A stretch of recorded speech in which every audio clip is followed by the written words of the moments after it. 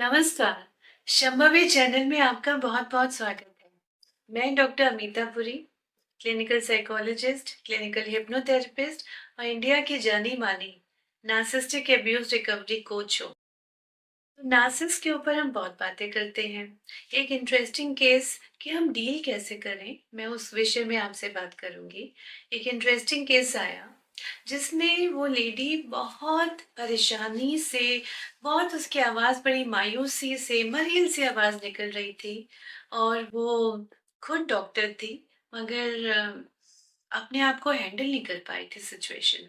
उसने बोला मेरी लव मैरिज हुई है, मैं अलग स्टेट में रहती हूँ अपने हस्बैंड के साथ, मेरे फादर नहीं हैं, पेरेंट्स में मदर हैं और भाई लोग हैं और मुझे नहीं लगता कि मुझे घर जाके अपने आप को एक फेलियर के रूप में मुझे अपने को प्रस्तुत करना है। एंड बिकॉज ऑफ दैट वो बोली डे वन से क्या क्या सफर कर रही है कि शुरू में तो लव बॉम्बिंग हुई थी ना, जो लव बॉम्बिंग ये करते हैं, फिर धीरे धीरे डे वन से ही बोलती गैस लाइटिंग शुरू हो गया।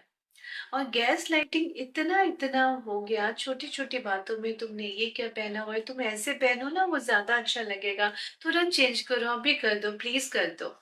ऐसे करते करते अपनी ही मनमानी हर चीज में। फिर कुछ बनाना है, कुछ खाने को उसने पकाया तो बोलना कि हाँ तुम ये बहुत अच्छा बनाते हो, ये बनाओ। और अगर नेक्स्ट टाइम बनाया, तुम ये क्यों हमेशा बनाती रहती हो, कुछ टेस्ट ही नहीं आ रहा, वो पहले तुमने कभी बनाया था, मैंने गलती से तारीफ कर ली, तुम अभी फिर वही रोज बनाती हो। जबकि महीने बाद उसने वो पर्टिकुलर डिश कुक करी थी।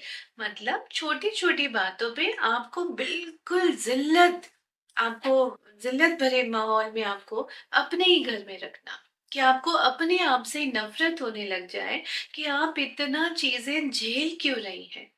और वो बोली कि अम, मेरे फादर नहीं है, लेकिन उनको भी, मेरे मदर को भी, मेरे भाइयों को भी ऐसी गंदी गंदी गालियां मुझे सुनने को मिलती है, अपने बारे में सुनने को मिलती है कि मुझे बोलते हुए भी शर्म आती है।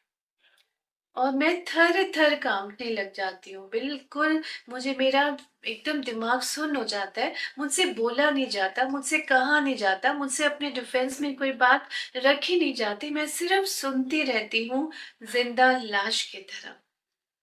और मेरे पेरेंट्स को जो कि लेना देना कुछ नहीं, उन्होंने इतना कुछ किया, उसके बावजूद उनको इतना सुनने को मिल रहा है। और अगर कहीं उनके सामने उन्हें समझ आए कि इतनी हमारा दामाद हमारे बारे में बोलते हैं, तो शायद शर्म से वो मर ही जाए। इतना गालियां, और क्यों सुनूं मैं, क्यों? आपको नहीं रहना साथ में तो अलग हो जाइए ना, बताइए।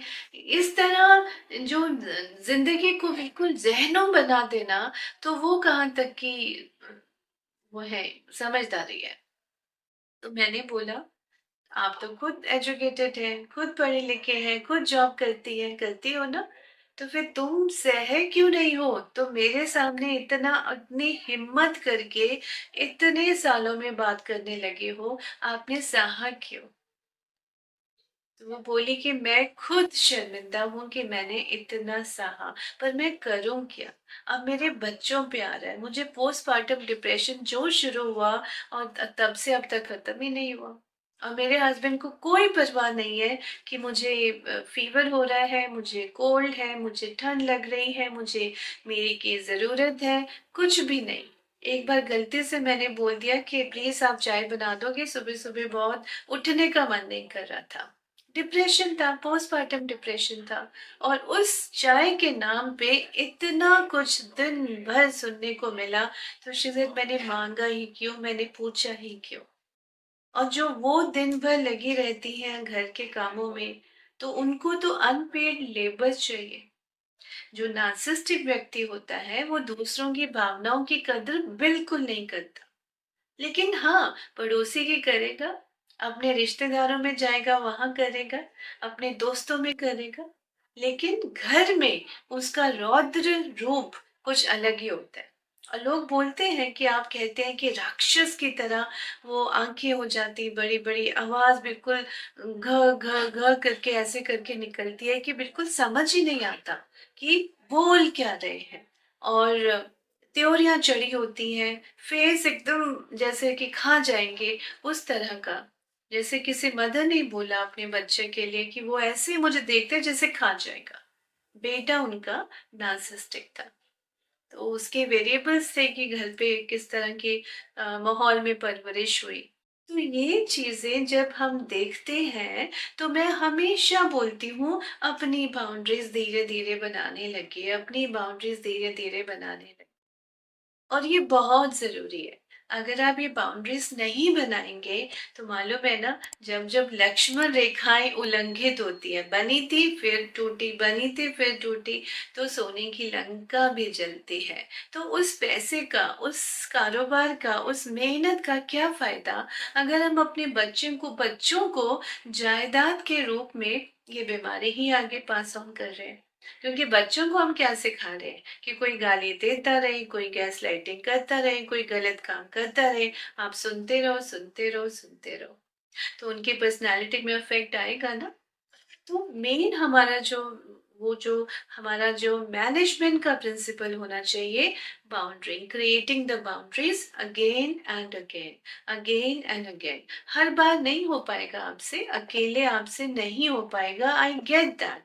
इसीलिए आपको एक स्ट्रॉन्ग मेंटल हेल्थ प्रोफेशनल जो नार्सिसिस्टिक अब्यूज रिकवरी हो, कोच हो, जो मैनेज एक्चुअली आपको करना सिखाए।